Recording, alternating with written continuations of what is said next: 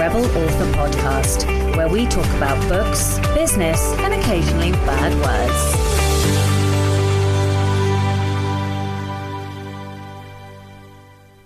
Hello, Rebels, and welcome to episode 127 of the Rebel Author Podcast. I am so excited for today's episode because I really genuinely loved talking to today's guest, which is the very fabulous Margot Wood. We have a diverse conversation about how to write humour, how to write sex-positive stories, how to write for teens.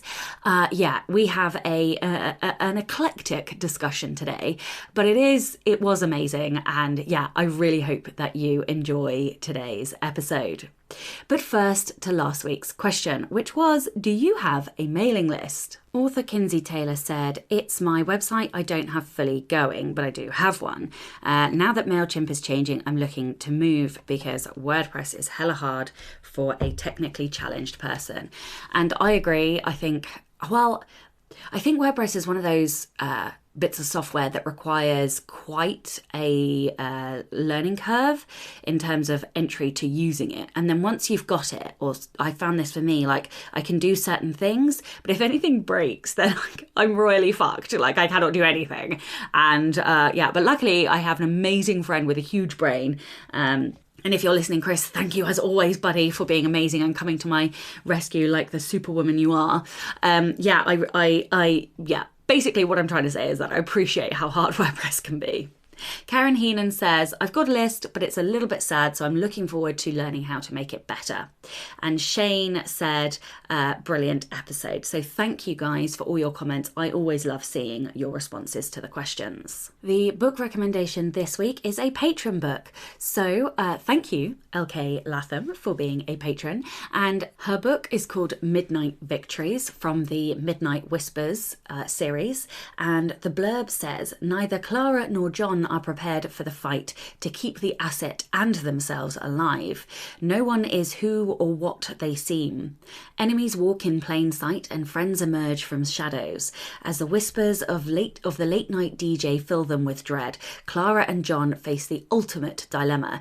Choose a side in the coming war between humans and vampires, or make an unholy peace and keep the city safe. So, of course, this is vampire fiction, so go check it out, and thank you very much, LK Latham. Okay, so in personal update this week, I still don't have the internet. I honestly, I don't even know where to go with how difficult life is without the internet. Like, I know this is a completely first world issue, but I run an online business. Not having online capabilities is making my life rather difficult. I spent over 11 hours on the phone to Vodafone last week because Vodafone, I believe, are managing the contract that City Fibre won, which is supposedly meant to be fucking government backed. Okay, I'm going to try really hard not to get on a rant here. I spent 5 hours and 11 minutes on the phone on Friday. It's now Thursday of the following week, and I still don't have the internet, and I haven't had it since Tuesday last week. So it's no longer funny. The novelty has worn off, and frankly, it is quite detrimental. I have managed to find a co-working space quite close by, which is great. Obviously, it's not free. It's quite expensive.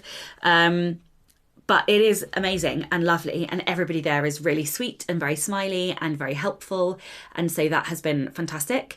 But can't really do that every day. Of course, if you have a monthly office, like a resident slot there, then it's considerably cheaper. But of course, I'm not going to do that because I work at home. So I've been trying to use Hotspot and this device, MiFi device thing that Vodafone sent. And of course, we've then had gale force winds and storms, which has fucked loads of the masts. And I haven't even had phone signals some of the days. So I literally feel like it's, I don't know, like in the 80s or 90s again with out tech and internet. And, my poor son, I have to laugh. you know, I still remember growing up without the internet. Oh my God, how fucking old do I sound now? Listen, like, anyway, so I remember growing up without the internet. And I remember the very first time that internet was installed in our house, and it was dial-up, and you had all those bloody funny, ridiculous sounds and beeps and kind of like hissy static noises as it connected. And of course, back then, if you were using the internet, you couldn't use the telephone. And my son was like, what's like a house phone? And I was like, oh my fucking God, how old am I? And anyway, and this week I tried to explain to him that I lived without the internet for like the first decade of my life, and he couldn't get his head around it. And then bless him, I managed to get him attached to like this MiFi device thing, thinking that he was just going to like Google things or whatever it was he wanted to do. No, he wanted to play Roblox, which of course he couldn't do because the bandwidth that requires far outweighs that of a 4G or 3G, I think it was on those days because of the storms, a 3G sort of device. So hysterics ensued. And he was like devastated because I shouldn't laugh. But like, I lived without the internet. So I'm just like, kid, chill, we'll get the internet and it will be amazing when we get it. But of course he doesn't know how to live without the internet because that's all he's ever known, bless his heart. So, oh yeah, it's not been great. I had to, I've been uploading, I don't even know what I just said then, uploading various books for pre-order, and I had to do that in the co-working space. What else have I been doing? So last week I was working on launch stuff, or trying desperately to, but it wasn't very easy without the internet, and so I just stopped this week because it was just stressing me out too much. So this week I have replotted The Scent of Death, so I'm ready to rock and roll, and I will probably start. So here's the interesting thing about that. Originally it was a straight male protagonist, now it is a gay female or lesbian female protagonist, and the change in mindset is so significant. I'm not sure if I can use any of the words that I've got. So I've got 23,000 words, and I'm sort of toying with completely scrapping it and starting again. Although some of those, maybe like 8,000 of those words, I think are skeleton, which would be fine because they're not written chapters anyway. But yeah, so that was an interesting one to me, but in flipping into a mindset that's closer to my mindset in terms of who I am, I was like, oh, I don't know that any of this is right anymore. So yeah, that was, I don't know how you guys form your characters and stuff and get into their heads, but that was an interesting sort of revelation to me. I have also been working on my next non-fiction book, which I think I might reveal soon. I'm just trying to think. Yeah, I'm not quite going to say it yet, but I am working on it, and there will be more updates on that soon. I think I'm about 8,000 words in. So once I have settled on a title, I think I will then, I'm going to settle on the title and then I will reveal what I'm working on. So yeah, I haven't ever actually double stacked myself in terms of drafting, but I am trying to draft 2 books at the same time. One is fiction and one is non-fiction. Although I don't know how well that's going to go because I do like to just binge one project, but we'll see. And I'm also working in the background on trying to plan out my next course that I'm going to create as well. I think that's probably it. For me now, there won't be huge amounts. Oh no, I suppose there will because there's 3... Shut up, Sasha. You've got 3 fucking book launches coming. Like, what are you even on about? There's going to be loads of updates. Okay, right. I'm going to shut up because I'm just waffling on. And yes. Okay, right. Rebel of the Week. This week is Julie. Julie says, the first time I heard your podcast, I thought, I'm no rebel. I'm an accountant. Hey, accountants can be rebels too. We are inclusive here. As I listened to more episodes, I realised I am quite the rebel. Excellent. The momentous example of this was when a guy I loved and had been living with for 2 years asked me to marry him. My instant response was, no. I'm sorry, I shouldn't laugh. That poor guy. As you can imagine, his reaction was shock. Yes, so was mine. And so was mine. Oh, that's actually... That's what she said as well as me saying that. Do you really not want to get married? He asked. I don't know, I said. I soul-searched deep and still did not know the answer. The next weekend, I stayed at my parents' home so I could have time away to think. At the end of the weekend, I still didn't know the answer. When I returned to my boyfriend, I said, I still don't know if I want to get married. I don't know when. I don't know then. It can't be right. I think we should split up. Whilst he was shocked, it was the most harmonious split up you can imagine. Once he moved out, I started what I called my midlife crisis early at the grand old age of 27. During the 2 years after my boyfriend asked me to marry him, I sold my house, quit my job, and gained permanent residence in Australia. I moved to Perth with one contact and a new job in a place I hadn't been to and started a new life. I have lived happily in Perth for the last 24 years. Wow! Wow, that gave me goosebumps. That is quite the rebellion. But look, it all turned out amazingly because you ended up in a place that made you happy. Living the life that you wanted to. Like, bloody hell. Wow, I think that is a wicked story. Thank you so much for sending that one in. If you would like to be a Rebel of the Week and you haven't sent me a story, or even if you have sent me a story and you'd like to send me another one, you devious little minxes, then you absolutely can and you absolutely should. Please do send in your stories. They can be any kind of rebellion, big, small, or something in between. You can email your rebel story to Becca on rebelauthorpodcast@gmail.com. All right, thank you to Jess Nicole for becoming a new patron. I really appreciate it. And of course, I love all of my existing patrons as well. You guys are amazing. You make me feel like what I do is worthwhile. I love the interaction. I love the community. The Slack group keeps me on my toes. The Rebel Masterclass. Oh my God. Oh my God. Right. So the next Rebel Masterclass, I can't remember what the Slack tiers are, but it's the $15 level. The next Rebel Masterclass is coming on the 2nd of March, which I believe is a Wednesday. So this is probably the day that this launches. So if you're listening in real time and you would like to learn how to write romantic subplots, romance, and enemies to lovers, kind of rivals to lovers, you don't want to miss this masterclass. We have watched a film and deconstructed, well, I have deconstructed 2 books on both in and around this enemies to lovers, rivals to lovers trope. And I have to say, I think this is the best masterclass I'm ever going to have taught. So yes, I am super excited. And of course, you can get access. So even if you miss it, you can get access to the previous ones once you're at that level. As we have had 2 other masterclasses, 2 or 3? Can't remember. Anyway, yes, very excited for this.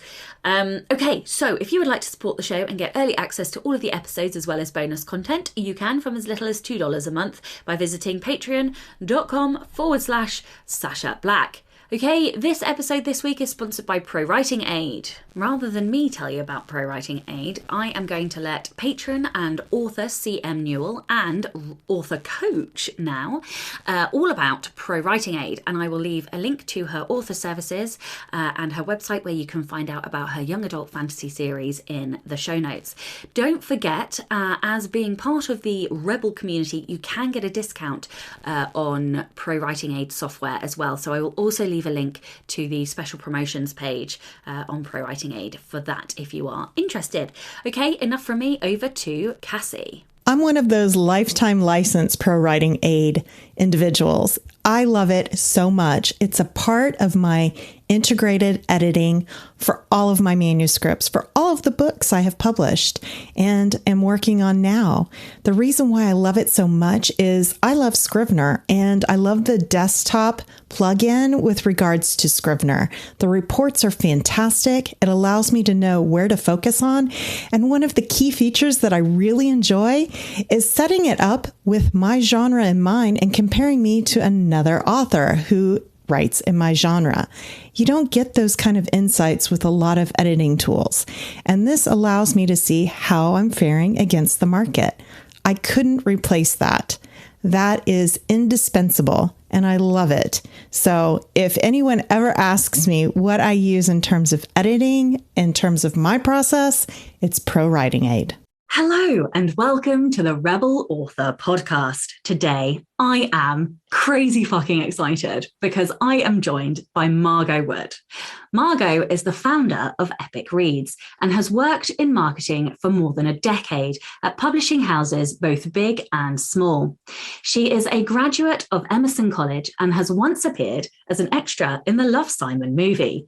Born and raised in Cincinnati, Wood now lives in Portland, Oregon, and she is also the author of my favorite book in a very long time, Fresh, which I have also recommended on the show. Hello and welcome.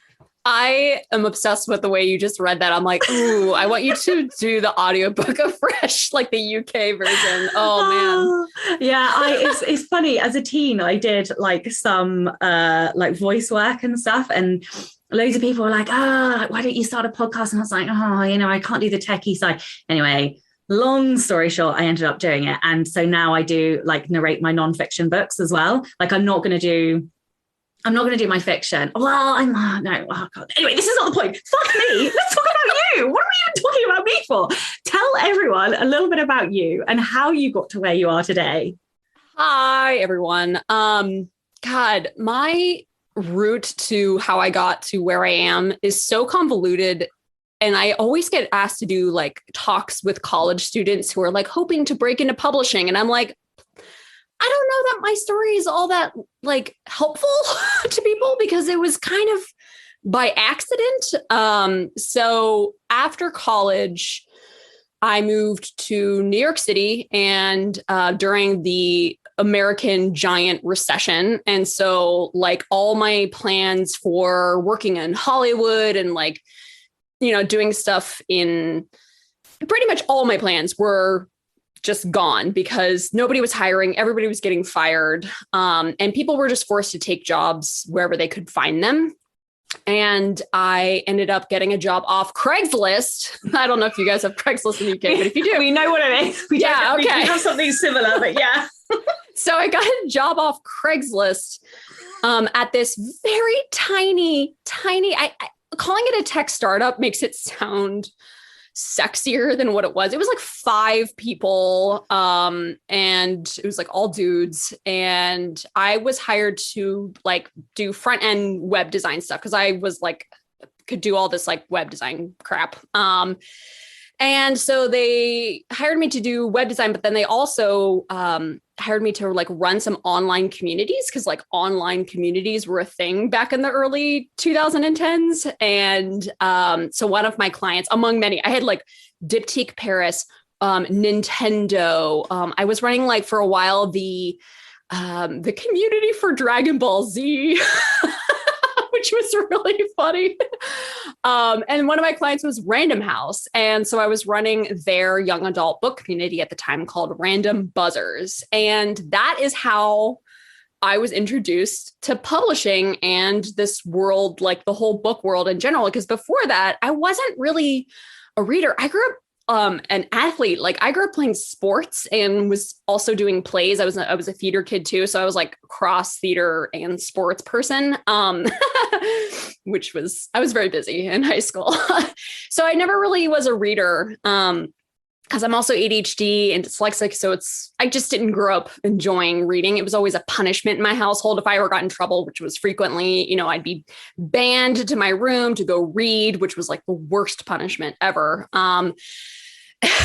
And then when I started working on Random Buzzers, everybody was talking about this book and the forums were like lit up about this one book. And, to be a good community manager, you must immerse yourself in the community. And so the book ended up being The Hunger Games. And I read The Hunger Games and that like literally changed my life. I had finally discovered A, that I could enjoy reading, and B, just like this whole new world of young adult books. Like it was emerging at that time, before the Twilight, YA wasn't really a big thing. And then it sort of exploded after Twilight and The Hunger Games. And so I was right there in that mix right at that time. And I just devoured everything I could possibly read. And I begged Random House to hire me like full time because I was still running all those other, brands. I was at a I was working at a tech startup with 5 other dudes and was hating my life. It was just the worst job. And I really wanted to work in publishing full time. And so I was like, Random House, please, please, please. I remember I took this woman out to lunch and I was like, just laid my cards out on the table. And I was like, please hire me full time and I'll run your community in-house. And she said, nope. No. Yeah. So they turned me down. And then a couple of months later, HarperCollins reached out because they wanted to start their own rival community. And I interviewed for the job and they offered me the job within 5 minutes after I left. And that ended up regretted that. yeah. Within a year, Random Buzzers, the Random House community went extinct. And then Epic Reads, kind of took over like the YA book marketing at the time. So if you were in the YA book community between 2012 and 2015, I was all over that space. And then, somebody said like, so I'm bastardizing some quote, but something like, blah, blah, blah, read 1,000 quotes and like the words will flow out of you like a river or something like that. And it's true. Like, as somebody who had never really read anything and then all of a sudden reading hundreds and hundreds and hundreds of books in a very short amount of time, I definitely somewhere along the way got it in my head that maybe I could also have my own book. I got cocky enough where I was like, maybe I too could do this. Well, what it really was that I worked on a lot of books that some of them were just, every book has an audience. I have to be diplomatic about it. Every book has an audience. It's so true because I have read like, I went and looked at some, like, because I wanted to go and give you 5 stars, clearly. And I was shocked that, like, and this is the same, like, I love V. Schwab as well. And, like, you see some of the people and, like, all of the things that they're saying that they don't like are, like, all the fucking things that I love. And that just goes to remind me that, like, they're really, you cannot please everybody. And like all of the stuff that people complain about, like, so I put a thing on Instagram the other day about footnotes because I fucking love a footnote. Like they're so like pretentious and funny and brilliant and like people hate them and I'm like, the fuck, I love them. Give me all of the fucking footnotes, just lay them on me, like I'll have them all. And like people get funny about it. It's like Never Nights, another one. Like anyway, I love them and it still surprises me that like the things that I love, some people hate. And I'm like, okay, well, I'll read all those books, But anyway, yeah, it's bizarre. But that's the whole thing. Like having worked in that industry for a long time, you can see what is actually getting published. And there's so much different stuff getting published. And it kind of got into my head a little bit where I was like, I think a lot of people who don't end up finishing that book that they're always setting out to write is because they're too worried about writing the book that every single person is going to love, And that's just not how it actually is at all. So it really takes the pressure off, because then all of a sudden you're not trying to write for everyone. You're trying to write for your people, and so yourself. I swear and like put loads of dick jokes and like sarcasm and rude things in my writing craft books. Cause I'm like, why should learning be boring? Right? Exactly. But like some of my 1-star reviews is like, oh, well, this book would be really good if it weren't for the swearing. Fuck. Oh yeah, I know. That's what my Nana said. That's what my Nana said about Fresh. She actually, to her credit, she did read it. She said she wasn't bothered by all of like the queer stuff. She was, however, bothered by how many fucks are in the book. And I was like, oh, my bad. Not going to change that. The other thing that I was going to say is I feel like we must be a similar age because a lot of the things that you're saying are like things that have like the same era. But the reason I started writing, well, no. There are many reasons, but the thing that pushed me over the edge was my fury at the end of the Divergent series. And like, I literally launched the book and my books are precious. I don't even crack the fucking spines, but like I launched the book across the room and that was when I picked up the pen. I worked on that book big time. I was very, very, very heavily involved with the promotion of that book. Yeah, I did a lot of events with Veronica. And I remember where I was when I got the like watermarked PDF of Allegiant And I got to the end and I was like, oh no. I was What like, have you oh done? no. I was like, we're going to have such a problem. Yeah. Like, I was pissed. I was like, I don't think I have ever felt fury. But I have since discovered, I don't know if you've heard of Gail Carriger, but she writes the, hang on. It's the steampunk series, right? Yes. The one with the umbrella on the cover. Soulless is one of the ones that she's written. But she has also written and indie published a book called The Heroine's Journey. And the reason we all felt cheated is because Triss was following a heroine's journey and had a hero's journey ending. And that's why we all felt cheated. But anyway, just random tangent for you. But yeah, I was furious, and I literally devoured the whole series, and then I just anyway, here I am like 10 years later, so you know. Okay, so before we dive into questions, would you like to tell everyone a little bit about your amazing book? Sure.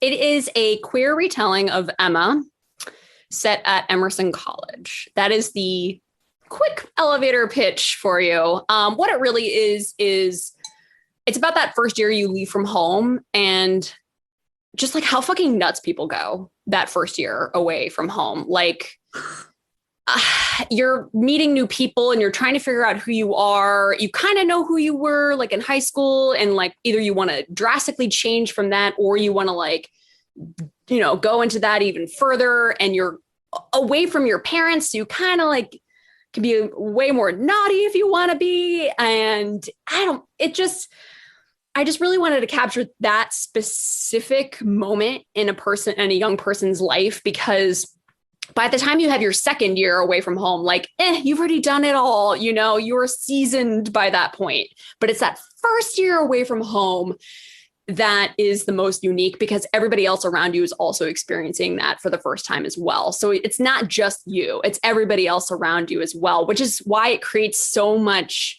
chaos, I think. And I just really wanted to write something that was fun and fizzy and like light and does not take itself too seriously, and just something that like is a palate cleanser for people, you know, like something you can read quickly and have a really good time with. And yeah.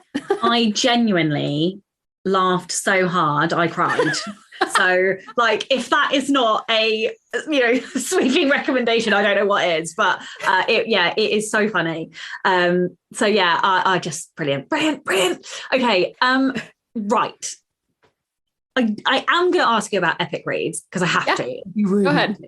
Let's do it. Can you talk about your experience of kind of founding it and building it? Like, what was your greatest lesson that you have taken away from that to put into your own career?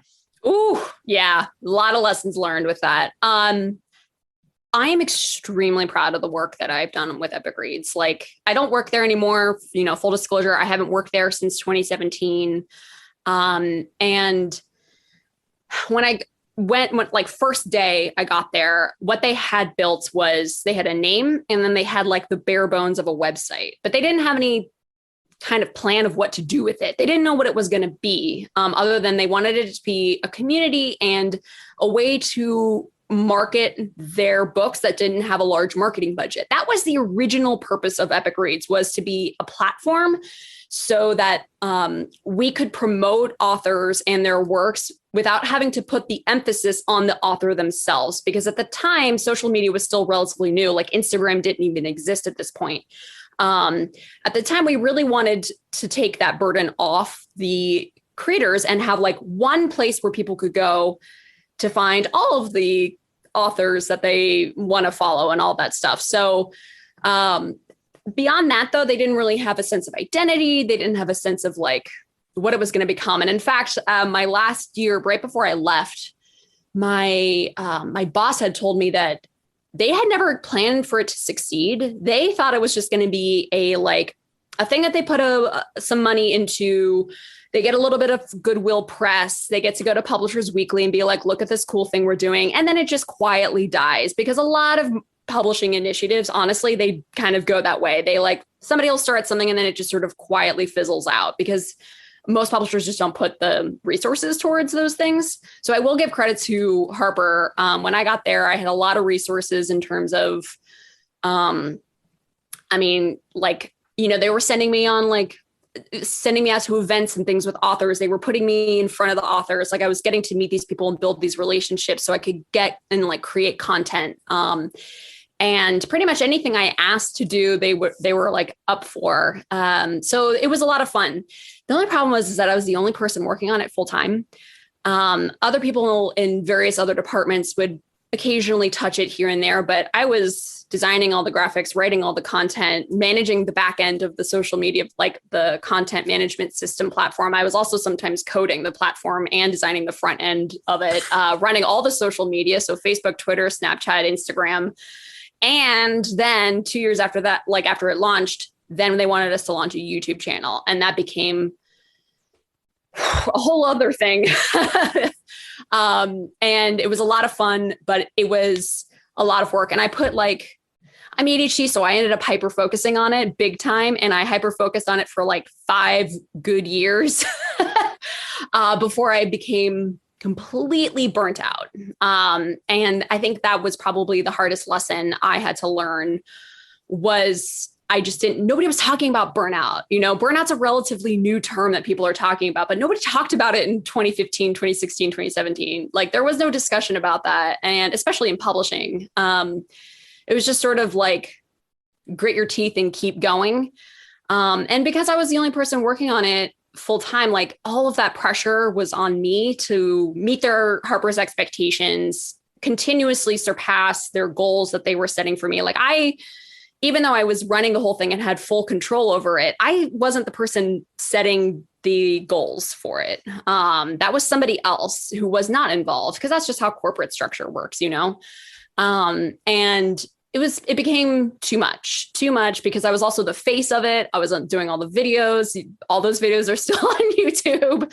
And I had an absolute blast, but it was also just a lot of pressure, especially as their goals for the site continued to change from what originally was. And I'm a community first person. I'm a reader first person. Like I try to put the community and think of them always first, even sometimes in some cases, even before the authors, because I think fostering a healthy community is probably the most valuable thing a brand can do. And staying true to that community is the most important thing a brand should be doing in order to stay alive. And what happens is sometimes brands, they become very big and then all of a sudden they have all this success and then people come in, the suits come in and they're like, okay, well now we want to change it. Now we want to take this success and make it even bigger. But the ways that they want to make it bigger almost always are at the detriment to the community. And so by the end of my tenure there, it was a lot of daily fighting with the higher ups to maintain the integrity of the site.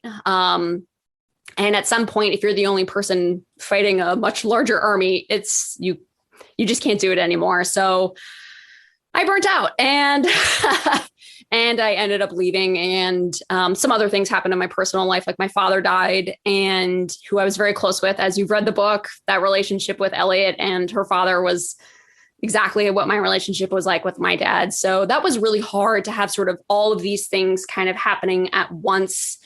And I just decided for my own mental health that I needed to step away. And that was probably the hardest decision in a career, the hardest decision I've ever had to make in a career. And I miss it every single day. I'm very proud of what I did and what Epicreads has done since I've left, even though I've had no hand in any of that. But leaving was the right choice for me mentally. It just wasn't sustainable for me anymore. And then right after I left was basically all of a sudden I had all this pressure was taken off of me and all of my creative energy that I was using in my day job was gone. And suddenly I started writing.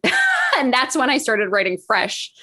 Because I had no creative outlet anymore. So it ended up becoming a book.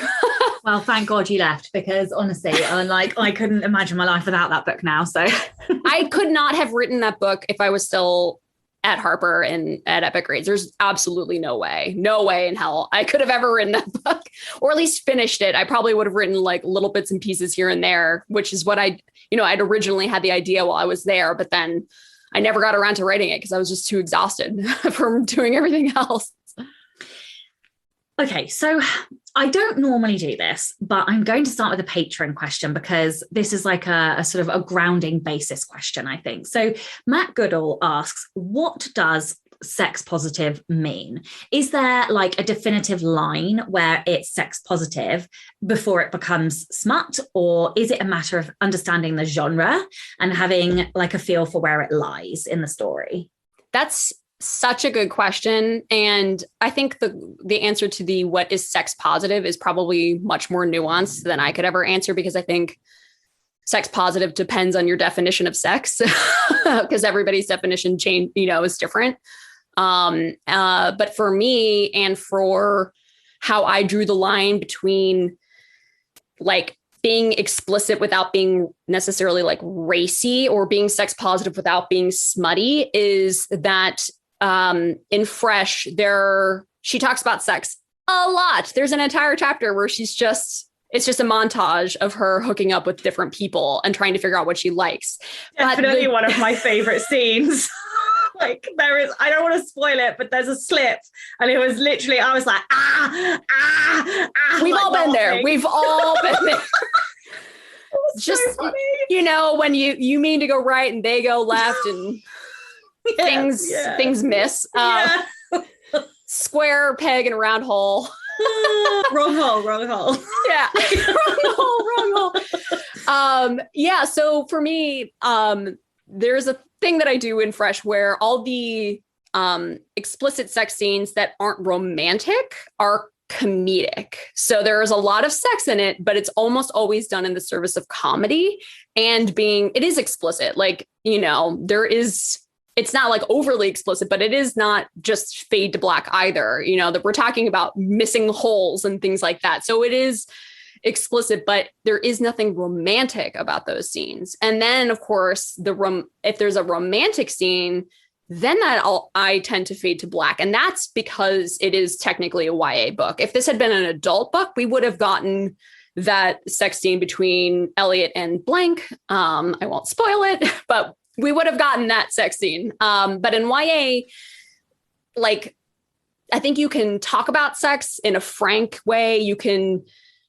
I think sex should be depicted on the page in YA novels, but there is a line. There should be a line, because it is younger readers who are reading those books, which is why I always tried to, like, the majority of the sex scenes in Fresh are not sexy. They're just raunchy and funny. And,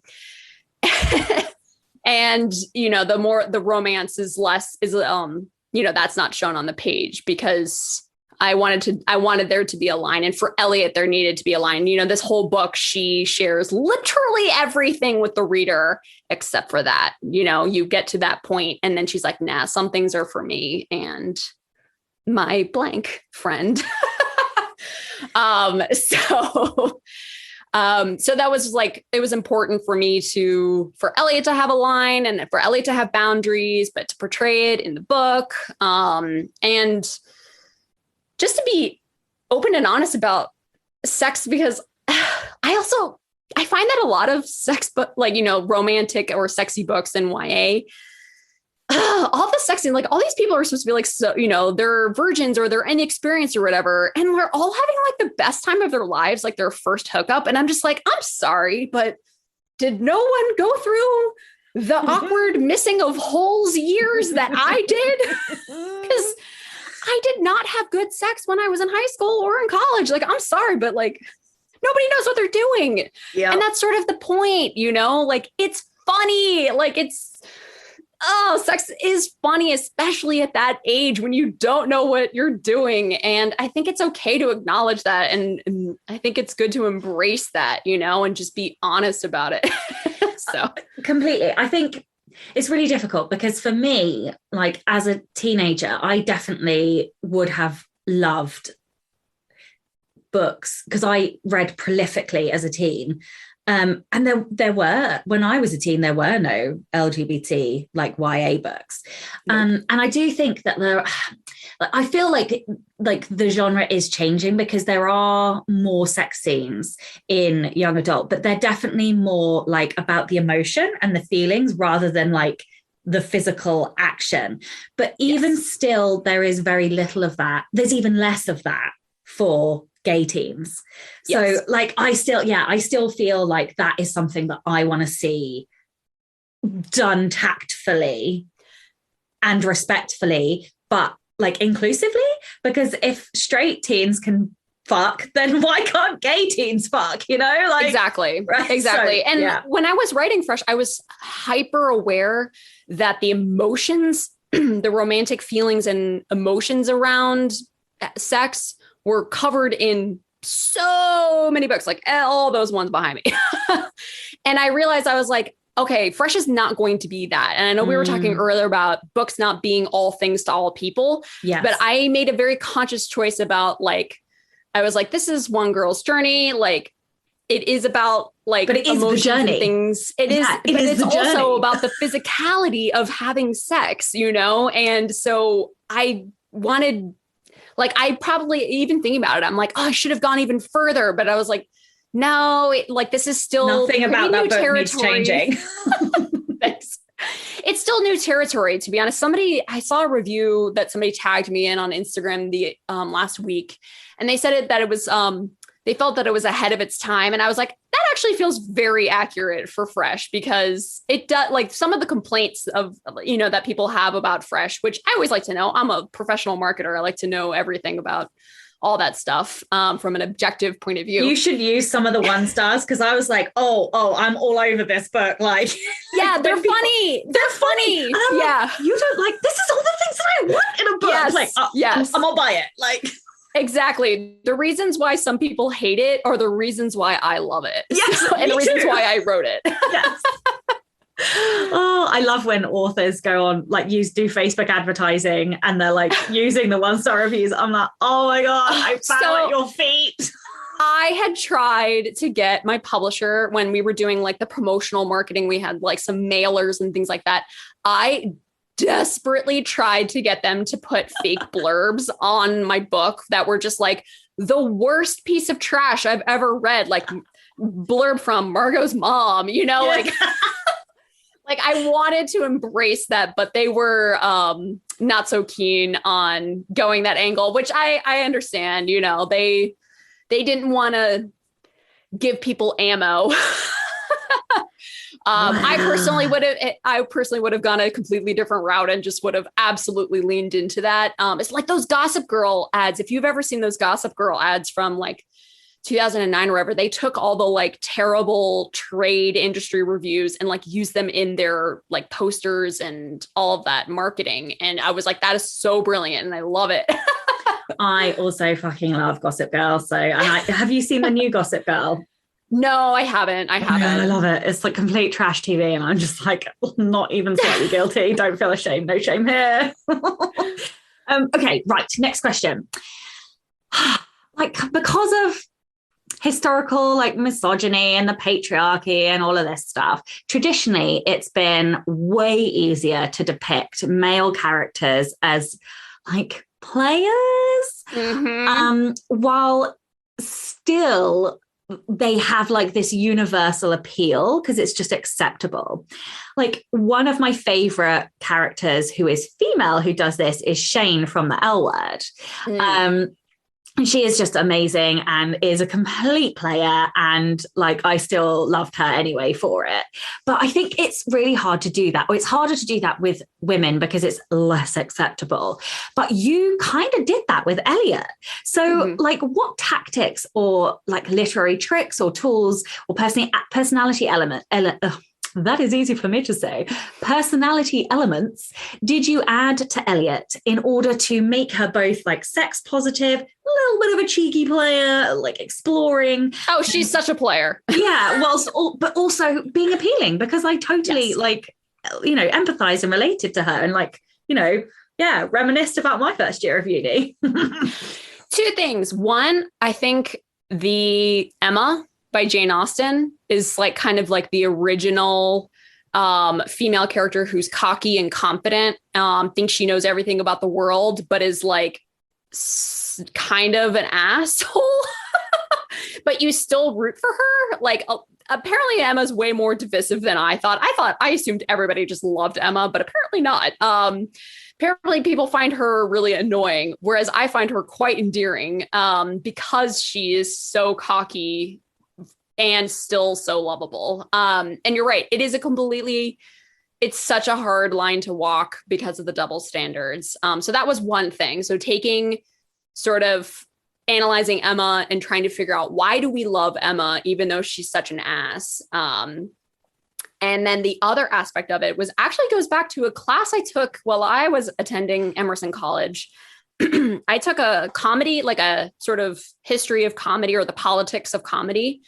I think that's what it was called, politics of comedy. And the major theme that we looked at in that class was male comedians and female comedians, and why there was this whole thing about female comedians, back in the day were only successful if they were ugly and not raunchy. And we were trying to figure out like why that was. Like, why do people find women who are sexual and raunchy, why do we like immediately dismiss them or are wary, or why do they make us nervous when men can go and do the exact same thing, and there's no problems at all? And so from that class, I remember what we basically walked away was with the women who were able to break those barriers, like Sarah Silverman is one of them. Joan Rivers is another.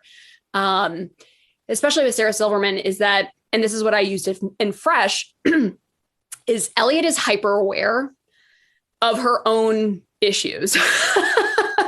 She makes fun of herself before anybody else can make fun of her. And so when a woman makes fun of herself, and it instantly disarms those around them, especially like a reader, reading. So like if you're reading about a character who's an asshole, but they know that they're an asshole and they admit to being an asshole and they fess up to it, it's like, okay, I now no longer have to be angry at them for being an asshole because they at least acknowledge it. So now there's something else going on here, beyond them just being an asshole. Yeah, I think that's so interesting. There's something about characters. Like, I can't remember where I learned this, but a character can be like unlikable, and your readers can still relate to them if they have the potential to change. They don't have to change, but they need the potential. And I think what you're talking about is like how you portrayed that in her self-awareness. She has the capacity to change. We're not going to tell anybody if she does or not, but she has the capacity to change because she's self-aware. So yeah, I am.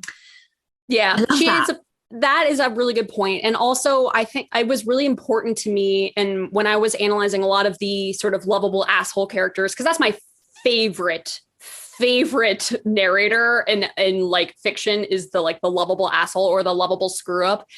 And they all kind of have like a couple of things, or maybe one thing where they're like, they will never compromise on that. And they will always like, it's a good thing. So like with Elliot, she's super, super protective of her friends, like hyper protective of her friends, and will always stand up for her roommates and things like that. Like she'll always do or at least try to do what's best or right for the people who are in her life. And so I think there's a lot people are willing to forgive if your characters have some sort of like equal or opposite positive attributes, so you kind of have to have that balance, because if your character's just an asshole and like that's it, then there's nothing likable about them.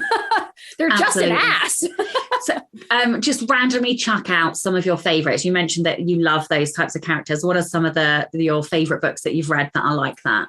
Yeah, so two come to mind that were kind of influential. Actually, three come to mind that were influential for me when I was setting out to write Fresh. And you'll notice that all three of these are male characters written by men, because it's very hard to find a true comedic female character. There's a lot of like rom-coms, but they're not they're mostly just romance with like one line of dialogue that might be funny. I was really trying to go for a true comedy.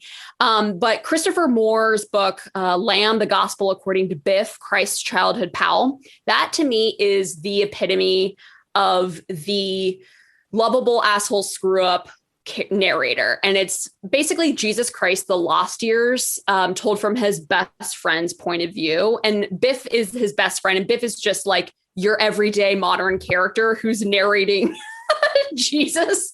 And it is the funniest book I have ever read. And I, to this day, will reread it every single year. Like, you don't have to be a religious person. I'm not a religious person. I'm an atheist, but like, I can appreciate a really funny take on Jesus, the character of Jesus. And so that book, for sure. Another book is All Our Wrong Todays. I'm making sure. Yeah. I always want to say All Our Wrong Yesterdays. No, All Our Wrong Todays by Ilan Mastai. That is about a guy who is like mid 20 somethings.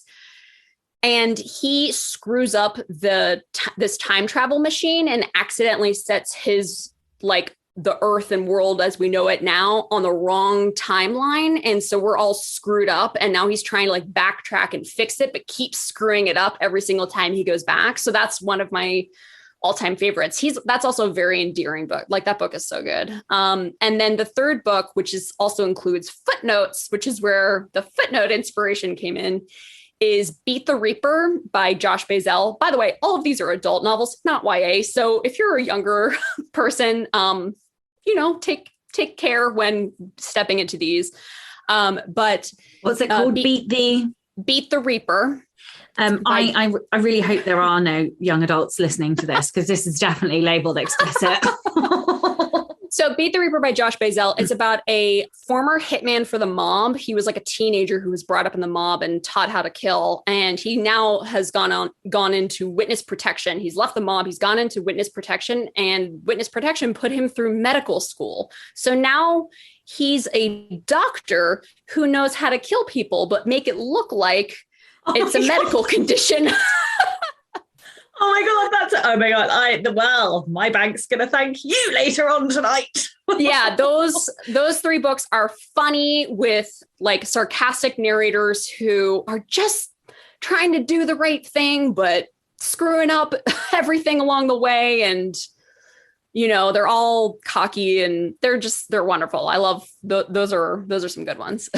Well, I am definitely going to be. And it's funny, I think somebody else has recommended All Our Wrong Todays to me. So yeah, that's 100%. An amazing sort of light sci-fi standalone. Oh, it's so good. So good. Well, you'll be sucked in within the first 2 pages. I cannot wait. Okay. Turn to a more serious topic or more serious question.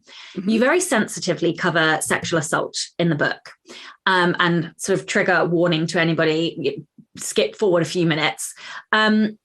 I think you really powerfully show like the positive, joyful kind of comedic side of what sex can be, and like that sex positivity. But you also show the darker side, and the ways that people can react badly to like people who are sex positive. And there is slut shaming, and there is like a scene where there is an assault. So I wonder if you could talk about how you managed that balance and how you trod the line between sexual assault and sex positivity, and what advice would you give to others who would like to explore or try to portray those aspects in a book? Yeah, so I'm glad you enjoyed that, like that it felt that it worked within the story of Fresh, because that was something I really just agonized over when I was writing it, because I had to include the assault scene for a variety of reasons. Not because Elliot was promiscuous. That had absolutely no bearing on whether or not I was going to include the assault. That, like, to me, was not a factor. But I had to include the assault because that is also a plot point in Emma that a lot of people forget, is that what's his face, the jackass, he tries to kiss Emma, and she's like, wait, what? I did not give you any reason to come on to me. But so it does happen in Emma, very light, it's a much lighter experience that Emma goes through than Elliot. And the other reason I felt it was really important to include that scene is because that happened to me in college, almost exactly as how it happens in the book. And I think I was, I wanted to like kind of process my own experience. And I think writing that sort of stuff is extremely cathartic for you. But also we're coming out after we are in a post Me Too era, and sexual assaults on college and university campuses are rampant. It is an endemic. It is horrible. And it happens so often and so frequently. And almost nothing is ever really done about it, especially in America. They make reporting on it really terrible for the person who is reporting it. And it can really put your entire life under scrutiny if you choose to report an assault on a college campus. And it basically will end up kind of defining you, and it will follow you for years because your name is a public record. You can't, report anything anonymously. And, the rules kind of change depending on who's in office. But at the time that I was writing Fresh, it was Donald Trump who was in office, and he basically made the Title IX reporting, like they made it so much worse, so much harder for assault survivors to, report on their assault. And that was sort of weighing heavily on me at the time. And I knew that I had to talk about it because this book is a frank look at what college experience is like. This is not a book that's like, it's all sunshine and roses. Like, college is fun, but it also is scary. And if I didn't include it, then I felt like I would be doing a disservice to the readers of not warning them of like, what's out there, what is at these parties, like what happens if you get way too shit-faced and no one's looking out for you and you're not looking out for yourself. Like you need to take care of yourself, just as much as having fun. And when Elliot, so this, this is sort of a spoiler, but I think it's important to talk about. It's not really that big of a spoiler, but Elliot is, there's an assault, or at least an attempted assault. And she chooses not to report it. And the explanation for that is in the form of a footnote. And it's probably the only footnote of all the footnotes that's actually important to read. All the others are just like, hey, if you want to know backstory, or hey, here's another joke.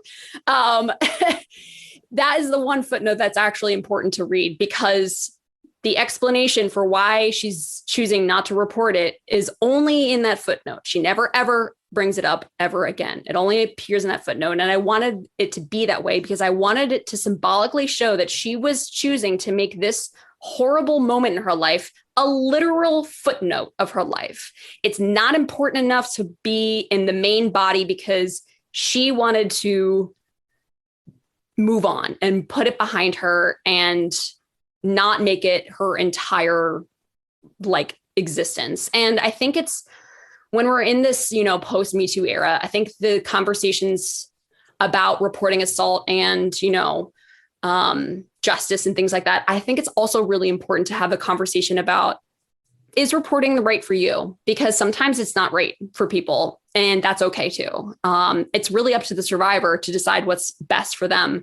And if rehashing the assault over and over and over and over again for years is right for them, then that's great. But for some people, that is extremely damaging and can lead to things like PTSD and stuff like that. So for Elliot, the choice for her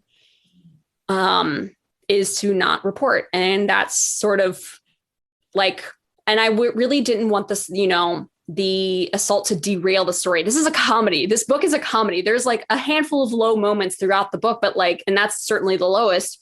But ultimately, this book is a comedy. And if she had decided to report, it would have changed the entire second half of the book. It would have been about that, it wouldn't have been about Elliot growing and changing and figuring out what works for her in the bedroom and, all that stuff. It would have been about reporting the assault. And that's not the story that I wanted to tell. And there are other books that handle that topic and go into assault and what happens after, and, you know, all of that stuff much better than I ever could have written. So that Fresh is not that book, but it was important for me to include it in the story. Yeah. Well, thank you for sharing that, because like, yeah, that is obviously something that is very personal to you. So I'm very grateful that you like shared that. And yeah, I think unfortunately there is a lot of that in the UK as well. And yeah, I mean, the number of women I know, it's everybody knows somebody, you know, like, and as far as the slut shaming goes, I remember having really interesting conversations with my editor about how she perceived Elliot. And I hadn't really thought about it until she brought it up, that she was like, look, Elliot's at this point where she thinks that she's in this liberal utopia, of this progressive utopia, because she goes to a super queer college. Like Emerson is a super queer, like progressive utopia. But she, you know, that doesn't mean that people aren't also going to perceive her choices as different from their own and judge her for it, you know? And I think it was important to show that, to have that sort of like mini slut shaming moment at the auction, that funny dating auction, because I sort of wanted to knock Elliot back on her feet, because she's been going through being like, people who don't accept me for who I am, like blah, blah, you know, are terrible human beings, and everybody accepts me and all this stuff. And then she's like, oh, wait, right. Some people do find my choices bothersome. Like this isn't going to be cool with everybody. And it was a good to sort of remind her of that fact. So it's not all sunshine and roses for Elliot. She's not, it's, you know, she's not being slut shamed because she's queer. She's being slut shamed because she slept with a whole bunch of people and never called them back. Oh, so, I love her so much. Big distinction. I think I'm starting to realize why I like her so much. And we're going to move right on from that. So your side characters were full, vibrant, and like had their own voices. And I just loved them. So like, what advice would you give to writers trying to create side characters that are full and vibrant and sexy and memorable, whilst not taking over the story from the protagonist? Oh, the number of times Micah almost took over the whole story. I had to really scale him back. So for me, writing characters that are side characters, so they only have a handful of scenes, and you want to make sure that the second they enter the page that they feel like real and you can visually see them, or, you know, the readers can visually see them in their mind, it's all about the details. It's like the specific details. So I mapped out like an arc for Elliot. I was like, where does she begin and where does she end? How does she get from point A to point B? And that's how I planned out Elliot's arc. And I did the exact same thing for every single one of the side characters too. It's probably the only planning I ever did for this book. And I did it after I wrote like 4 drafts. I had to go back in and fix things around. This is sort of another thing that comes from like my theater days, but it's like opposites.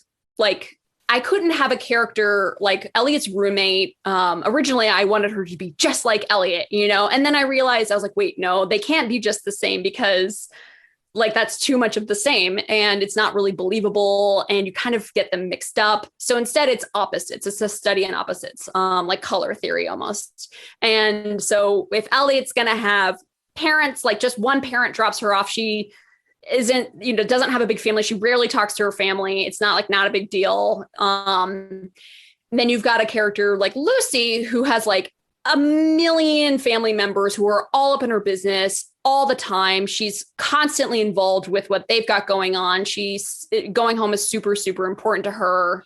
And so like Elliot likes going out and getting shit-faced, and Lucy's likes having, you know, tea parties in their dorm. So I think putting people sort of like opposing mentalities together, and like, you know, Lucy's double majoring and Elliot hasn't picked a major. That's a really easy way to sort of help you automatically define your side characters, is like take your main character who you want to shine throughout the story, and then just start picking things that are opposite of those characters. And then the other piece of advice is steal details from your friends and family, from people you know. So like the fact that Lucy is Armenian, my college best friend is Armenian and like was from Watertown and like went home and did all of that stuff. And what she was wearing was based on what my roommate was wearing. And Micah is based on like some of the details, like they aren't based on these people, like just the details are pulled from some of these people. So like what Micah dresses like and how he talks was inspired by this guy that I used to work with after Harper at this place called Food 52. So it's like, I just sort of kind of borrowed these little details. The only characters that are truly, I will admit freely, truly just a carbon copy of the people in my own life are the sisters and the dad. And the brief scene with the mom. She's not really in it. But the sisters and the dad are just my sisters and my dad. Oh, I love that. I loved the little sister. I won't lie. She was so cute. Yeah, she used to be really cute back then. And then my little sister grew up and now she's an ass. Just kidding. So yeah. Oh, I have so many half siblings and step siblings, no full siblings, but like literally I could fill a minibus with my siblings. Yeah, like my little sister with the dryer sheets. People love that little moment when Ellie it's like in the first chapter, she unpacks her trash bag full of clothes that she brought with her to school, which is how I brought my clothes to school. And she finds a thing of dryer sheets with a cute little note from her little sister. That happened to me. Like that was what my little sister was obsessed with, the dryer sheets. No way. Quirks. Everybody has little quirks. You just have to be observant, and start writing that shit down. Oh my God. I love it. I love it. Do you know, I was like, this is so random. This can't possibly be like taken from real life. So now that I know that that was taken from real life, I think that's my favorite thing in the whole book, other than the Cheeto promise thing. Like that also was... also happened my very first day. Oh my God. My dad did not drop me off at Emerson. Actually, it was my older sister because she was going to Tufts at the time, which is across town in Boston. And so we had driven from Cincinnati together and my sister literally dumped me on the curb with my trash bags and peeled out and was like, see ya. And that's how I got to college. So my first day, I like drag my bags up the stairs to the third floor and I'm the only one in the room. And then all of a sudden I get this knock on this door and this girl is standing in my doorway eating a box of Cheez-Its. And she like hands me the box and she says, Cheez-Its in exchange for friendship. And I was like, what the fuck? I was like, who are you? I was like, but that's such a good line. And it stuck with me all these years later because like, what an entrance. What an entrance. Seriously, like the carnage of freshers year at uni was like, oh, it was just, I think that's why I loved the book. Because I was like, my uni year, like that first year was literally that random.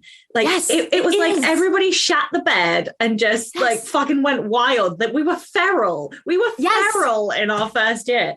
Like I am not proud of this, but I still don't know if I was spiked, but like I drank a lot and I was very sick. And like my ex at the time, like bundled me in a car on my own in a taxi cab. And then like the next thing I remember is waking up in the morning, butt fucking naked on my bedroom floor. But what had happened is my housemate at the time worked in one of the bars and he came home at 4:00 in the morning. Our front door was open. My clothes were littered up the stairs. Like the bathroom was a mess and I was not in the house. I still don't know where I was during those 4 hours. Oh my God. Like I literally lost 4 hours of my life and I have never ever to this day worked out what happened. But like I went and got all kinds of tests because I was like, what happened to me? Yeah. See, like those things happen all the time in college and they're like very serious and should be taken seriously. But like now, so many years later, it's like, but that was also really fucking funny. Yeah. I know, right? Could have died. Oh, well, but I didn't, Yeah. Oh, anyway. Right. You created like this crew, clique, like friendship, found family kind of feeling with the students in the dorm so fast. I thought it was amazing. Loved it. I was like, I want to be their friends. So what advice would you give to writers wanting to create that kind of crew, group dynamic, like friendship bond? I don't know that this advice is actually helpful, but this is just what ended up happening, is I probably wrote like the vast majority of Fresh. Actually, most of the chapters are stuff that I'd written just in one draft. And then that's how it ended up. I very lightly edited throughout, but like I tend to be a bang it out right the first time person. But the problem is that I bang it out like so many extra things that I don't end up needing. And so with Elliot and her friends, because that was also really important. I was like, I need them to be like love at first sight, but for friendship. So friendship at first sight, because I love friendship at first sight stories. And I ended up writing like so many different possibilities of them all meeting for the first time. And that's probably the only thing that I ended up writing like way too many extra scenes for, was like just, her group dynamic. And so like at one point, Elliot was going to meet Lucy for the first time in the bathroom and Elliot needs a tampon, and like it was going to be a whole like tampon funny scene. And then Micah was going to be like something else. Like I had so many different things written. So what ended up happening was, by the time I got through all of those, those extra reimaginings of these scenes, I knew them so much better. I understood their dynamics so much better by like writing all of the shit that didn't ended up going in the book. It was sort of like doing all that legwork, all the backstory in my head, because like by the time I did end up writing their meet cutes for each character, I had already like known what their dynamic was going to be the whole time. So those scenes that ended up in the book, those were like the first times that I'd written those scenes, but it wasn't really, because it felt like I already knew what it was going to be. I wasn't like agonizing over how their relationship was going to be. I had already played it out in so many different ways. Like I tried different personalities for all of them until I figured out like what worked, at least for my writing style. So there was a lot of left on the cutting room floor scenes between Elliot and Lucy and Micah and Brad and Rose, like all of them. So I guess my advice would just sort of be, before you start really like, if it's not working for you, like, don't worry about that. Like, then change something else about their personalities. Like get those dynamics first before you really start laying out the rest of your story. Because I think it'll help you if you know that dynamic, like what works, before you really start, doing like some serious drafting, then I think you'll be in a better place for it. I have never heard anybody talk about a meet cute for friends. And I just think that encaptures what you did so well. That's mind blowing. And I'm gonna have to write that down, because that completely changes how I view like those initial interactions. And I just think that's fucking brilliant. So thank you for that. I am literally going to implement that in my next book and change how all of the characters come into the scene, because I think that's brilliant. I mean, Fresh is a romance, but the most important relationship is her and Lucy, her and her roommate. Yeah. That's the true relationship in this book. Okay. One of my favorite things about your book was the voice. Mm-hmm.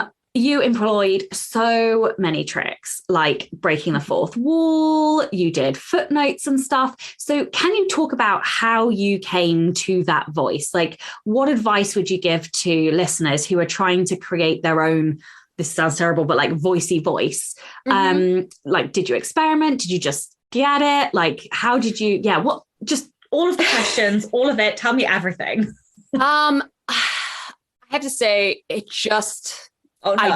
I just started writing Elliot that way. I'm sorry. There was never any other iteration of Elliot. She just always was fourth wall breaking and footnotes. The choose your own adventure, like the interactive parts, those came later. But it was always bullets and lists and like the fourth wall stuff. The second I started sitting down and writing the book and having it being narrated from Elliot's point of view, something felt weird about it. And maybe it's because I've worked almost my entire career in publishing, and I think about books too much day to day.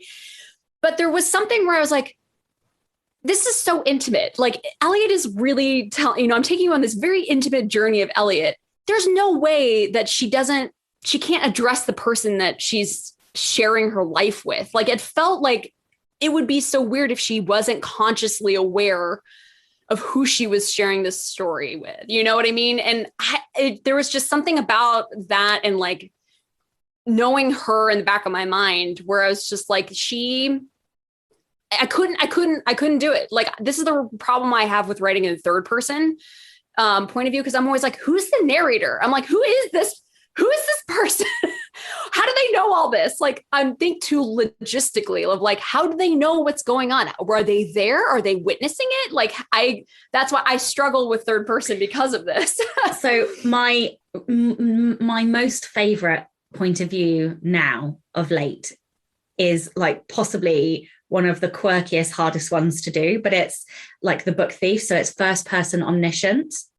Because, yes. Right. Yes. Oh, like that is what I'm trying to do in a current. You should read Tiger Lily by Jodi Lynn Anderson. It is a retelling of Peter Pan told from Tinkerbell's point of view, who's third person omnipotent. So she like can see everything, but she can't interact.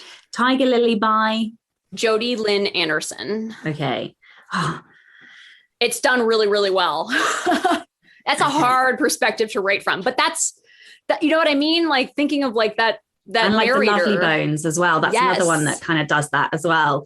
Yeah, that is my favorite. Like, it's so unusual and there aren't many books written like it. And it is so powerful, I think. And yeah, and you know, I don't know, I'm quirky. I like fourth wall breaks, and I love that. I love it when they do it in TV and movies, like Deadpool. Yes. Jinx. Oh, this is going to be awkward for the rest of the podcast. No, I can't talk. No. Me too. Love it all. Deadpool is like some of my fave, like maybe. Yeah, the fourth wall breaking, that's just fucking fun. And footnotes are so fun because it's like, footnotes are for two reasons. One, I could add in so many more jokes by using footnotes. Oh, I have a whole document of footnotes that weren't used. Oh my God, so many good puns with like Mountain Dew me and like, just like so many things really that were too racy. You have like bundled this and put it as like a reader magnet so that people can sign up. You should, like, seriously, you should bundle that together and put it up as a reader magnet for your mailing list, because I would eat that shit up. But the other reason why like Elliot probably feels very voicey or, you know, unique to a lot of readers is because I decided to make her ADHD. I mean, I don't know that I actually consciously decided. I think it's just that I'm ADHD and I tend to write in an ADHD way, which is a lot of paragraph breaks and things breaking up a wall of text. And so once I realized that I was writing Elliot to be ADHD also, I fully embraced it. And then using footnotes is a literal way of depicting what it's like to be in Elliot's mind when she's talking. And then all of a sudden she has a stray thought that you have to jump down to the bottom of the page. And then you have to find your way back up to where you were before. That's exactly what it's like in this head. And it's so annoying. So a lot of like the negative comments about the book, I find so interesting. And I wonder if they're from neuronormal people who aren't ADHD and just find that like they hate the footnotes and they find them so annoying. And I'm like, is it annoying because you just don't like being interrupted mid-sentence? Yeah, but you can really see that it's written like that. My son may have ADHD, and it's very hard to keep up with him, and like there is this kind of jumping around and stuff. So I'm gonna have to reread, like maybe, I'm gonna have to go back and read some of my favorite sections, I think, to feel that, like, because I read it and was reading the footnotes for like the comedy and the humor, but now I know that was the intention behind it. I think I have to go back and like reread some of those sections. I can't believe that we are running out of time, and I'm desperate to like ask all the questions, but I will skip to some of the patron questions. So Audrey wanted to ask about humor and sarcasm and like sarcastic narration. And I guess my question is like how humor is often shied away from. People are often quite afraid of writing humor. But I think the banter and like the jokes and everything is absolutely like the height of humor in your book. So what advice would you give to writers who maybe want to do sarcasm or they want to put jokes in but are afraid? One, try to avoid just jokes. Just a straight up joke is always going to be hard because people's definition of comedy varies wildly. So I tried to avoid, like, there are a handful of puns in this book, but it's like, I tried not to actually do any jokes. But the structure of a joke, which can be written as banter, essentially, is like a 1-2 punch. So it's jab, jab, punch, basically, which means you're setting something up to follow that and reinforce what you just said. And then the third thing you say is the thing that is wildly different from the first two, or is the cutting remark. That's the point that lands. So that's a very basic structure of how to write a joke. And it's pretty much used by almost every comedian. Some people do 4, like punch, jab, jab, jab, jab, punch. You kind of have to figure out the timing there. But I will say that what made it easier to write some of the more comedic scenes is about the situation in which they are in. It's not just the dialogue. Like, the dialogue helps, but like what causes the dialogue is what informs the comedy. So the dating auction, like just a dating auction in general, leads itself to a lot of comedy. The sex montage, like, you can break it up and have like short little vignettes. The montage where she goes to try out different clubs and things like that, that sort of lends itself well to be like, okay, well, what would be the funniest club? And I wrote a lot of different variations of clubs that she joined, and I basically picked whichever one was the funniest and would be the most. You wouldn't even think that. Like, that's what comedy really is. It's just stuff that's like completely out of the blue and it's just so obscure and random. Like, randomness leads itself a lot to comedy. And then the banter itself is like, you don't always have to give your best lines to the person you think is the character you think is the funniest. It's actually sometimes great to give the funniest lines to the people who aren't always the funny characters, because then that really pulls them out. And it's like, oh my God, like that line, like when Brad, who's this himbo or whatever, and then he starts talking about like how good looking this guy is that Elliot's going on a date with. Like, there was just something so funny because like you would never expect somebody like Brad to say something like that. You think he's just this like super straight, like boring himbo guy, but no, he says something like a random and out of left field like that. But when you think about it, totally within his character. So randomness, out of left field stuff, the 1-2 punch, and setting your characters up in situations that easily lend themselves to like a comedy. Just think of your favorite, comedy TV shows. Like, there's so many great setups. Like, that's what situational comedy is. Yeah, absolutely. I was going to say, it was a lot of situational stuff. And I think like the other thing I think that you did and that other people do is it's often landing the character with the last thing they want in that situation. That was the other thing, like the wrong hole. Oh yeah, Elliot never gets what she wants. No, you can't. She doesn't get. Nothing works out for her, and she doesn't get anything that she wants until like the very, very end. And so, never ever really give your character, for sarcasm at least, never really give your characters anything that they actually want. Okay, I'm devastated, but I have to ask this question because we are coming to the end. Yes. This is the Rebel Author Podcast. So, can you tell everyone about a time you unleashed your inner rebel? Oh, okay. One scene that sort of inspired Elliot's,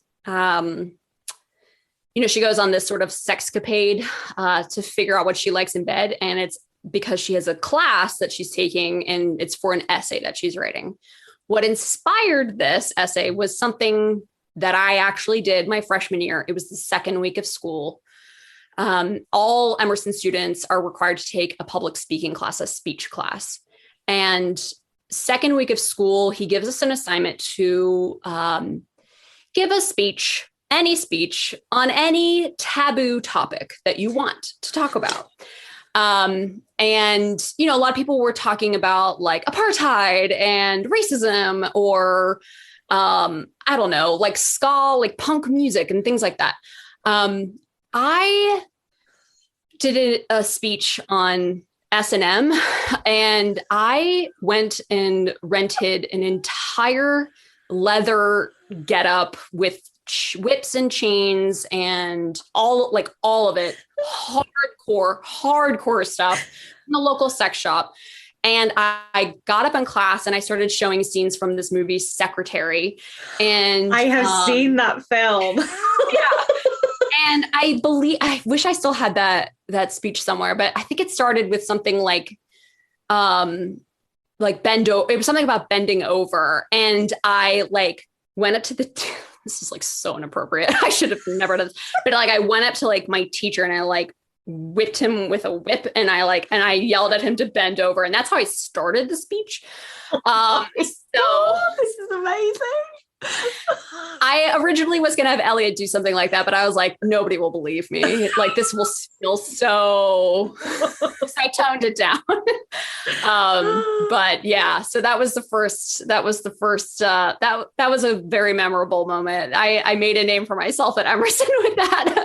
I think you have just cemented yourself as my hero, or heroine, I should say. So what a fucking rebel story. That is absolutely amazing.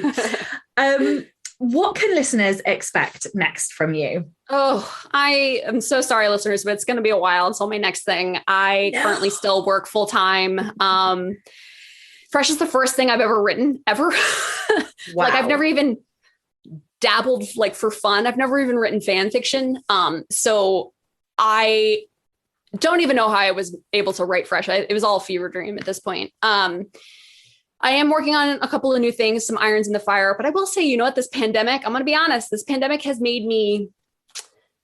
zapped my attention, and I'm already ADHD, but like, it's been really hard for me to focus because I don't have my regular routines, you know, that I had established for decades. And I still haven't quite figured out what works for me when working from home. And so I haven't finished writing anything yet. I've got like 20,000 words of an adult romance. And then I've got this other thing that I'm probably going to be leaning more towards, which is a fantasy comedy. Everything I write, though, will almost always assuredly end up being comedy, and because that just tends to be my default writing style. So until then, you can follow me on Instagram, where I post memes on my stories, my favorite obscure memes. They're almost always like sapphic or something, you know, gay in some way.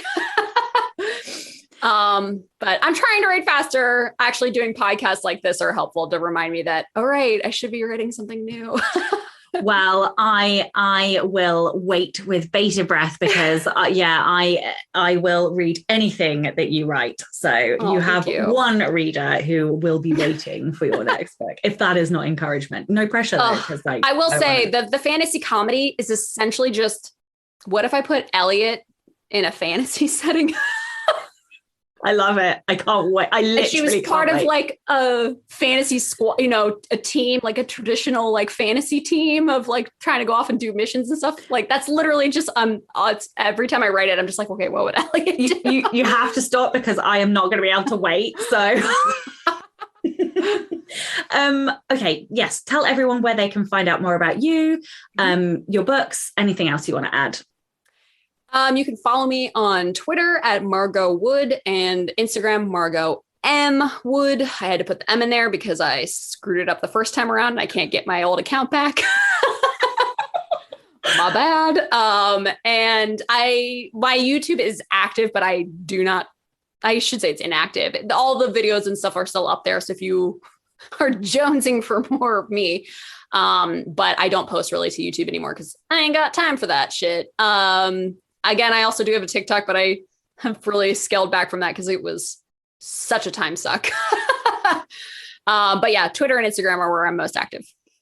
Amazing. Thank you so much for your time today. It has been an absolute blast and a real honor. So yes, thank you for joining me. And of course, a giant thank you to all of the show's listeners and all of the show's patrons. If you would like to get early access to all of the episodes, then you can do so by visiting patreon.com/Sasha Black.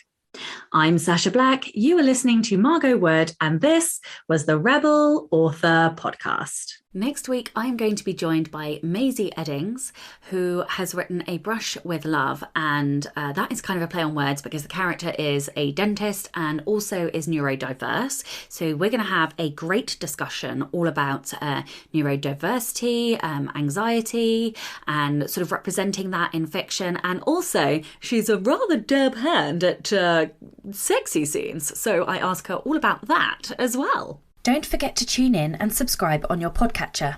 And when you have a moment, please leave a review.